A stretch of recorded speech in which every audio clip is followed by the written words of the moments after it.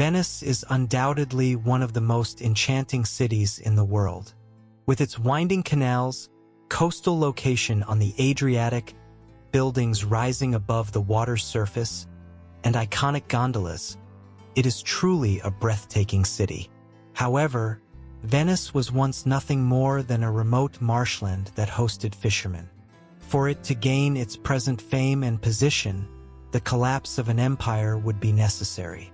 In the early 5th century, Europe was undergoing significant changes. The Western Roman Empire had lost its former power and glory, its borders breached and conquered by various tribes.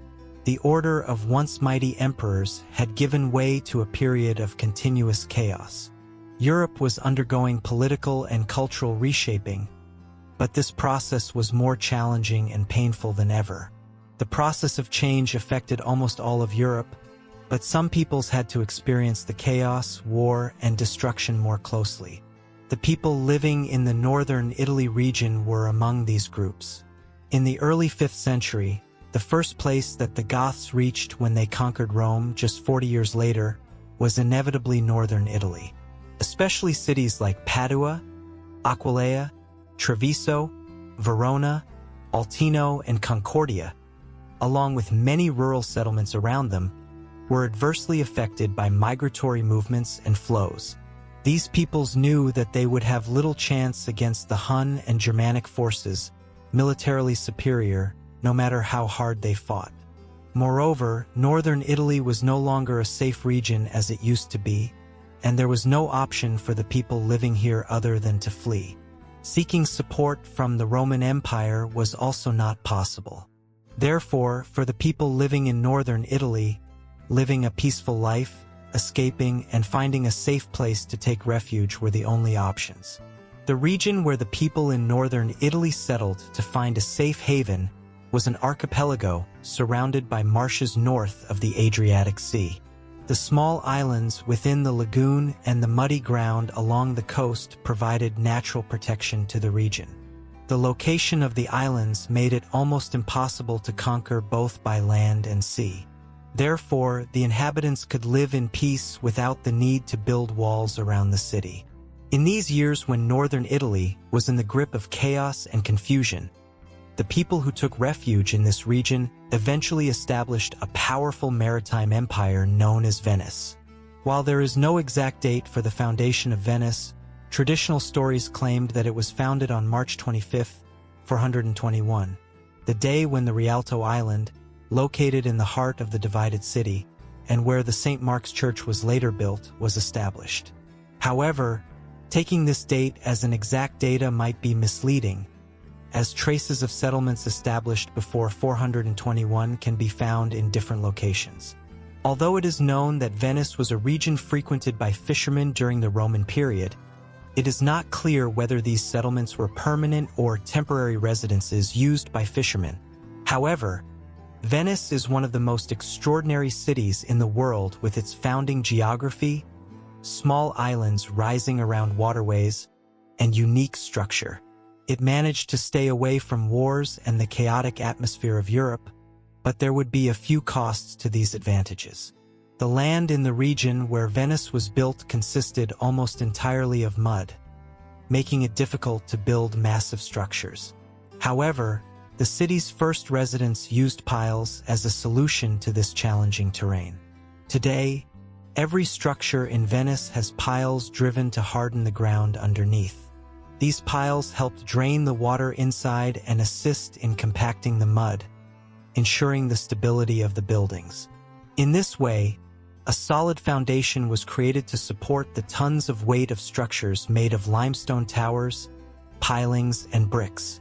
This laborious process required a significant amount of manpower, and the logs used in pile construction were brought from the Dalmatia region on the opposite shore of the Adriatic Sea. Rich or poor, everyone was part of this process, constantly rowing across to the opposite shore, cutting down trees, loading them onto boats, and returning to Venice. One of the most enchanting cities in the world was built as a result of this arduous process. Another disadvantage of the city was related to its land. In the Middle Ages, the fundamental factor determining wealth and power was being a landowner. Individuals and states were considered rich or powerful based on the amount of land they possessed. However, Venice was mostly covered with water and lacked cultivable land. The city was extremely secure against external threats, but the settlers in the region faced a new problem: poverty. Venice, with no natural resource other than fish and salt, remained only a marsh frequented by fishermen for many years. However, the construction of the first settlements began to change the surroundings of the region. The Venetians had to make efforts to overcome the disadvantages of the lagoon. Although they did not have land, the water surrounding them offered alternative enrichment models such as maritime activities and trade. Reflecting their success in city construction to shipbuilding, the Venetians began to create one of the most powerful navies of the Middle Ages.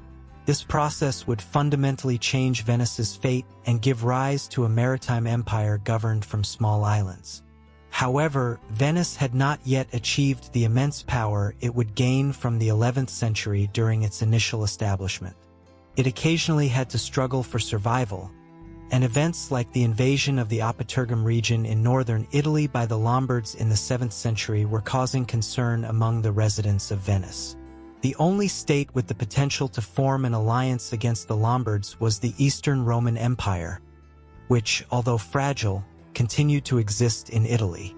Through an agreement between the two states, Venice became one of the outlying sons of the Eastern Roman Empire in northern Italy, while maintaining its autonomy.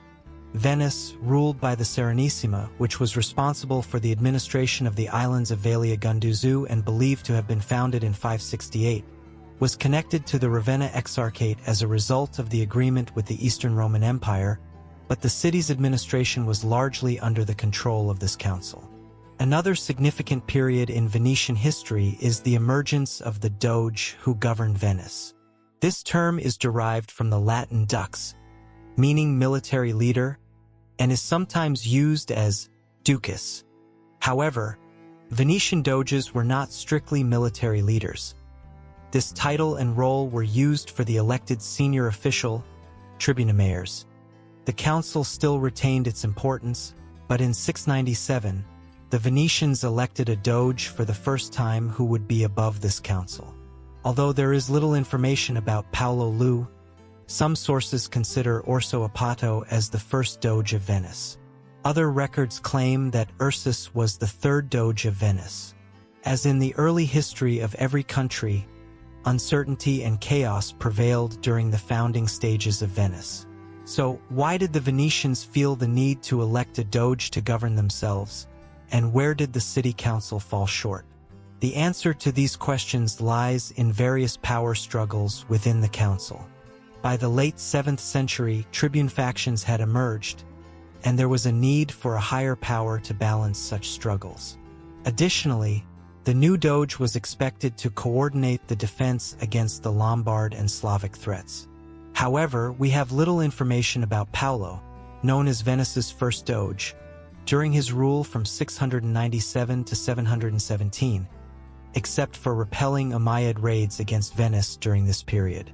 The same situation applies to the second doge, Marcello. Except for records indicating the disagreement between historian Nicola Trevigia and the doges, there is no information available about Tegliano.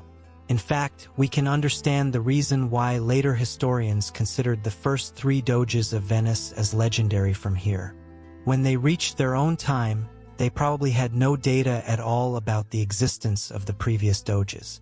The period when Ursus was elected as doge, in the year 726 AD, marked a deterioration in Venice's relations with the Eastern Roman Empire. The cause of this disagreement was the iconoclastic movement that erupted in the East during those years. Eastern Roman rulers wanted the states under their influence in the West to adopt this policy, and Venice was one of them. At this point, Unruly was chosen, among other duties, to resist against the Byzantines. During his rule, Venice encountered many military innovations, especially from a military perspective. The navy was strengthened, The use of long-range weapons like bows was popularized in the army, and various schools were established to provide training to soldiers. These innovations, made by unruly, soon bore fruit. Yes, relations between Venice and the Eastern Roman Empire were strained, but the common enemy of both, the Lombards, continued to invade Italy. This situation led to a reconciliation between the two states, and unruly, during the siege of the Lombards, sent an 80-ship fleet to assist the Eastern Romans. Thanks to this naval power, the Lombards were repelled, and the two allies achieved a magnificent victory. Thus, some of the problems between the two states were partially resolved. Venice was still connected to Byzantium, but the ties had loosened considerably, and the Republic's independence from Byzantium had become a matter of time.